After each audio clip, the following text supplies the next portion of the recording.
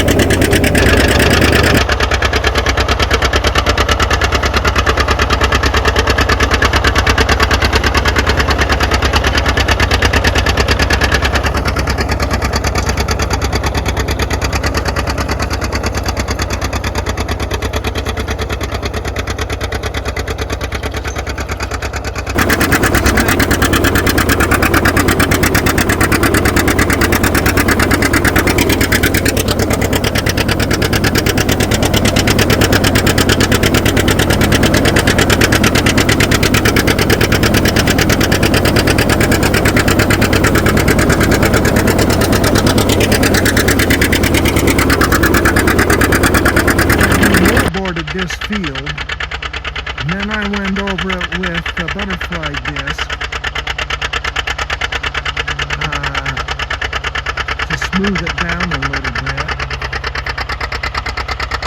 and now we're digging it up with this offset disc.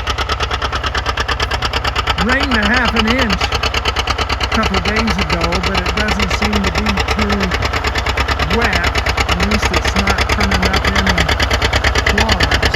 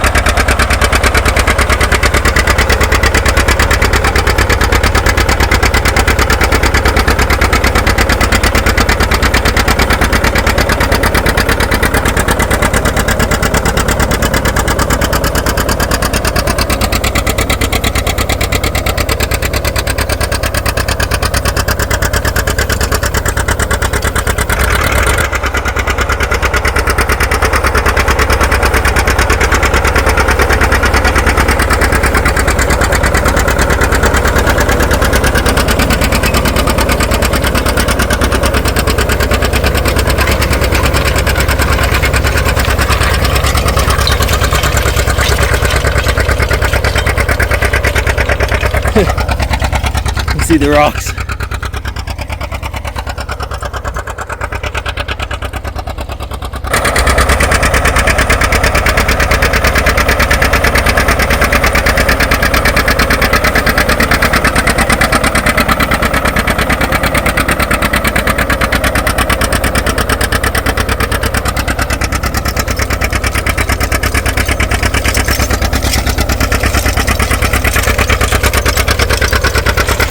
For frame of reference, this is what the field looked like before we ran over it with an offset disc. Just, I don't know if you can see that or not. We've got clods that are easily as high up as my knee.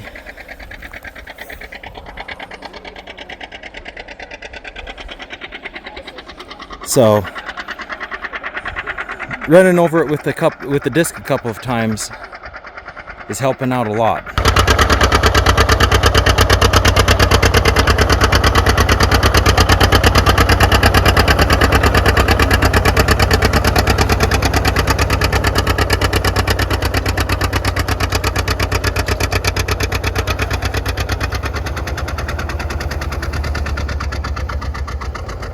Time to quit. It's getting dark. Well, we ran out of daylight. You can't hardly even see, I'm sure. But the old 830 did pretty good. Also, when we get back home into the shop, I'll show you some of the problems that I found. But it does. It just lugs. It pulls. No problems. Well, we're back home. We had to drive home in the night. My mom followed us in her car with her lights on, and my dad was up in front of us on the side-by-side, so that cars didn't crash into us. So, not the greatest, but we did get home safely, and we got the 830 all put away. Let me show you a few things that I learned. Before I tell you that, first off, success. The big diesel engine has plenty of power. There's a little bit of vibration. I think it's a little bit more than what my dad's 830 has. So I am going to check the clutch and the flywheel just to make sure that those are, where they should be. If they are off, then I'll adjust them. But anyway, the vibration isn't too severe, but you do notice it a little bit more than my dad's 830. Now, oil pressure stayed at medium the entire time. I think I might bump the oil pressure up just a hair so that it's just above medium rather than right at medium or below. So I might do that. But the main thing that I did find, which was I kind of feared that this was going to happen once we started working it and once the engine started to warm up. I do have a leaky radiator. So if we look right here, you can see I've got coolant. It's been dripping down and all over the front of my engine. I've got coolant, and you can see I've got a wet spot down there and a wet spot over there. I'm not sure exactly where it's coming from. I mean, it might be coming from down there, but it also, I think, is coming from up above. So I am going to have to address that leaky radiator situation. One thing is, as I was driving this over to my dad's field, pulling that disc along the road, you can't help but smile. I mean, you're just, the whole tractor is kind of bouncing up and down, and you're just kind of chugging along in sixth gear, the throttle pulled back, so you're just kind of, man, it is just fun to drive these big old tractors that are like land yachts.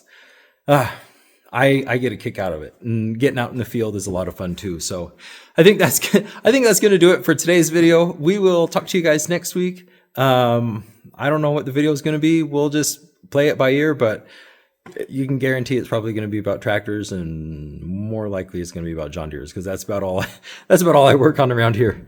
But thanks so much, guys, for watching. I really appreciate all of the support you give me. I enjoy putting these videos together, and the fact that there's people out there that enjoy watching them, man, that is the icing on the cake. So thanks so much. And like I say, I'll see you next week with another video.